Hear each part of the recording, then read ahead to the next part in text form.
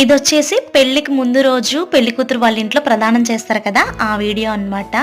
ఊరు పెద్దలందరూ వచ్చి ప్రదానం విప్పి పెళ్లి కూతురు మెడలో బందు వేస్తారు. అక్కడ ఆ తంతే జరుగుతుంది. ప్రదానం అనేది యాక్చువల్ గా మా సైడ్ నైట్ టైమ్స్ ఎక్కువ జరుగుతూ ఉంటది. కాకపోతే పెళ్లి కొడుకు వాళ్ళది చాలా దూరం అండి, భీమవరము. అందుకని చెప్పేసి పెళ్లి కూతురు పెళ్లి రోజు కంటే ఒక రోజు ముందే, అంటే ఆ ముందు రోజు ఈవినింగే బయలుదేరి వెళ్ళాలని చెప్పేసి ప్రదానం ఆఫ్టర్నూన్ జరిపించారు. చాలా బాగా జరిగింది ప్రదానం ఫంక్షన్. కాకపోతే ప్రధానం అనేది ఆడపిల్ల వాళ్ళ ఇంట్లో చేస్తారు కాబట్టి పెళ్లి కొడుకు సైడ్ బంధువులు ఎవరు ఇక్కడ కనిపించరండి. అందరూ పెళ్లి కూతురు సైడ్ బంధువులే కనిపిస్తారు.